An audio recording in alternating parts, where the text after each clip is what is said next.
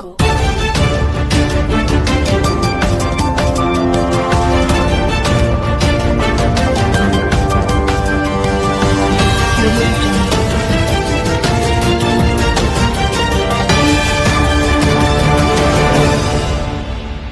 अदानी डिफेन्समधून समोर आलेल्या इमेजेसनुसार दृष्टी 10 स्टारलाइनर हा ड्रोन लवकरच भारतीय सेनेत सामील होण्यास सज्ज होत आहे.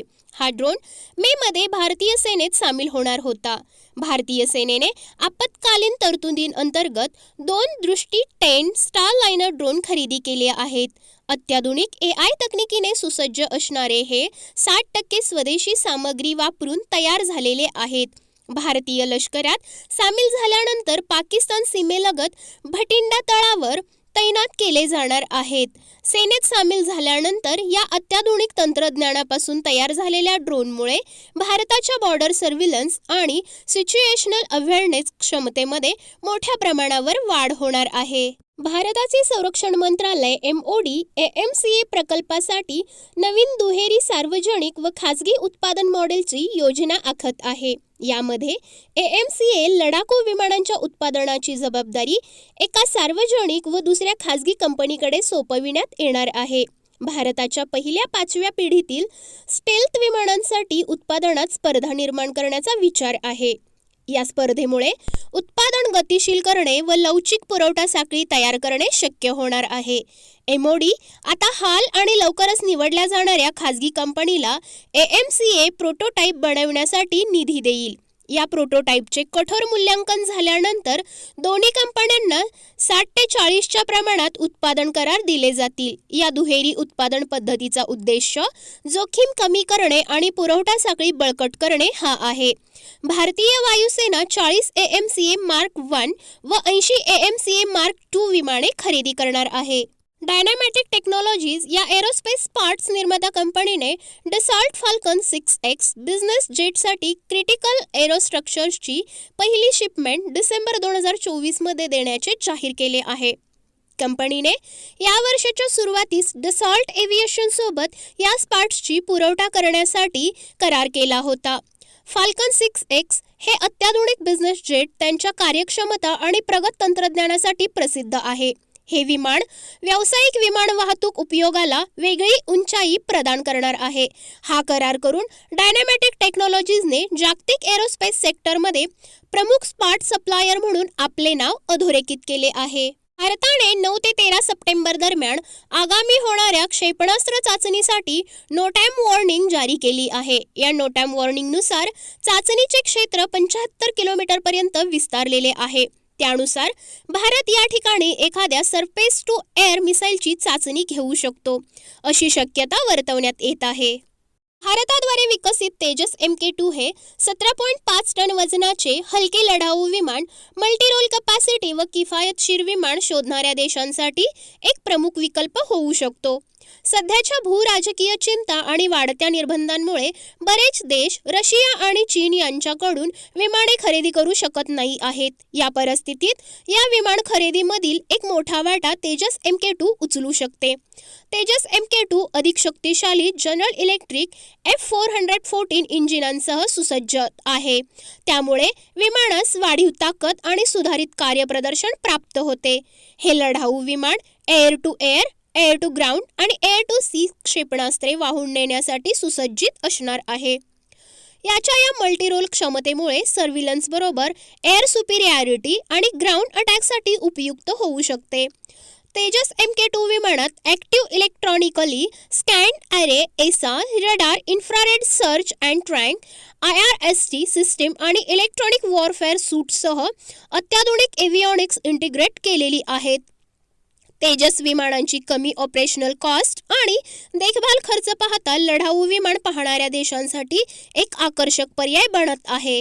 S-400 ट्रम्प हवाई संरक्षण प्रणाली आणि स्वदेशी कुशा प्रोजेक्ट यामुळे भारताच्या हवाई संरक्षण क्षमतेमध्ये लक्षणीय वाढ झालेली आहे. 350 ते 400 किलोमीटर पर्यंत मारक क्षमता असणाऱ्या इंटरसेप्टर मिसाईलसह सज्ज असणाऱ्या या हवाई संरक्षण प्रणाली हवाई युद्धाच्या गतिशीलतेमध्ये आमूलाग्र बदल घडवून आणू शकतात. S-400 आणि कुशा सिस्टीमच्या समावेशामुळे भारताच्या महत्त्वाच्या सामरी इन्स्टॉलेशनवर एक प्रभावी संरक्षण छत्र निर्माण होईल. या प्रणालीच्या लांब पल्ल्याच्या इंटरसेप्टर मिसाईलमुळे शत्रूच्या विमानांना स्वतःच्या हद्दीत खूप आतवरून ऑपरेट करावे लागेल. त्यामुळे त्यांच्या ऑपरेशन्सचे पर्याय मर्यादित होतील. टाटा ॲडव्हान्स सिस्टीम TASLने 400 प्रगत 155 mm 52 कॅलिबर टोट गन सिस्टीम टेंडरमध्ये आपला सहभाग निश्चित केला आहे. कंपनी 15 टनांपेक्षा कमी वजनाची ॲडव्हान्स टोट गन सिस्टीम AT-AGSची हलकी आवृत्ती विकसित करीत आहे. नवीन ऑटोनॉमस टोट आर्टिलरी गन ALTGS या सुधारित AT-AGS प्रणाली आहेत. टायटॅनियम अलॉय सारख्या हलक्या सामग्रीचा वापर केल्याने या गनचे वजन 18 टनांपासून 15 टनांपर्यंत कमी झालेले आहे. त्यामुळे ती सैन्याच्या नवीन गरजा पूर्ण करण्यात यशस्वी झाली आहे. भारतीय सेना अशा एकूण 1200 प्रगत 155 mm 52 कॅलिबर गन खरेदी करणार असून त्यासाठी प्रारंभिक 400 गनसाठी निविदा प्रस्तावित करण्यात आली आहे. या निविदामध्ये TASL बरोबर धनुष गण, भारत फोर्सची मार्ज ER, अदानी अल्बिटची एटॉस व एलांटेची नेक्स्टर गण या स्पर्धेत आहेत. 2 नवीन बॅलिस्टिक मिसाईल पाणबुड्या SSBNS कार्यान्वित झाल्यानंतर आता तिसरी SSBN-INS अरिद्धिमान आणि S-4 पाणबुडी पुढील वर्षी नौदलात सामील होण्यास सज्ज झाल्या आहेत. यानंतर S-4 स्टार कोडनेम असलेल्या पाणबुड्या सुद्धा नौदलात सामील होणार आहेत. अरिद्धिमान आणि S-4 तारा या दोन्ही पाणबुड्या या अरिहंत क्लास पाणबुड्यांचे विस्तारित रूप आहेत. या पाणबुड्यांचे विस्थापन 7000 टन असून अरिहंत क्लास पाणबुड्याहून 1000 टनाने जास्त आहे. त्यामुळे प्रगत सर्व्हिलन्स प्रणाली आणि शस्त्रास्त्रे वाहून नेण्यास सक्षम आहेत.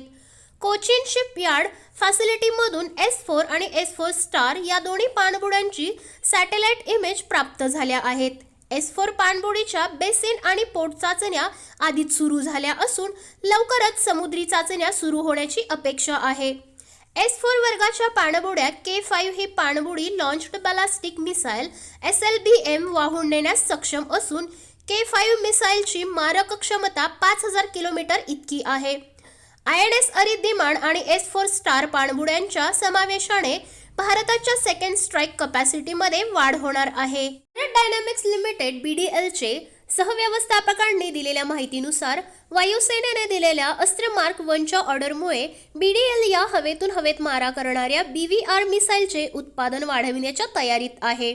BDL अस्त्र मार्क 1च्या मोठ्या ऑर्डरसाठी IAF सोबत चर्चा करत आहे. रशियन R-77 या BVR क्षेपणास्त्राच्या तुलनेत अधिक रेंज आणि इलेक्ट्रॉनिक काउंटर मेजर्स बाबतीत अस्त्र मार्क 1ची क्षमता ओळखून IAF अस्त्र मार्क 1च्या तैनातीचा विस्तार करीत आहे. अस्त्र मार्क 1च्या प्रगत क्षमतेमुळे ते केवळ IAFसाठीच नाही तर SV-30 लढाऊ विमाने वापरणाऱ्या इतर देशांसाठी सुद्धा एक आकर्षक पर्याय बनत आहे. BDL सक्रियपणे जगभरातील Su-30 विमाने वापरणाऱ्या देशांसोबत अस्त्र मार्क 1च्या विक्रीसाठी चर्चा करीत आहे. JAS-39 ग्रिपेन हे सध्या ब्राझीलच्या हवाई दलाच्या फॅब यादीतील सर्वात प्रगत लढाऊ विमान आहे. 4.5 जनरेशन मल्टीरोल फायटर म्हणून ग्रिपेनने ब्राझीलची हवाई लढाऊ क्षमता लक्षणीयरित्या वाढवली आहे. तथापि जागतिक वायुसेनेने 5व्या पिढीच्या प्लॅटफॉर्मकडे जात असल्याने संभाव्य शत्रूंसोबत समानता राखण्यासाठी ब्राझीलला लवकरच अधिक प्रगत लढाऊ विमानांची गरज भासू शकते. संरक्षण सहकार्यात ब्राझील आणि भारत यांच्यातील सतत जवळीक लक्षात घेता भारताला ब्राझीलला त्याच्या प्रगत मध्यम लढाऊ विमान AMCA 5व्या पिढीतील लढाऊ जेट कार्यक्रमात भूमिका देण्याची संधी आहे. अशा सहकार्यामुळे दोन्ही देशांना धोरणात्मक आणि आर्थिकदृष्ट्या फायदा होऊ शकतो. सॅप इंडियाने भारतीय वायुसेनेच्या medium refuelling and transport aircraft टेंडरमधील 11 विमानांच्या खरेदीसाठी आपल्या ग्रिपेन E या विमानांची ऑफर केली आहे. कंपनीने हा करार मिळवण्यासाठी तंत्रज्ञान हस्तांतरण आणि स्थानिक भागीदारीची ऑफर दिलेली आहे.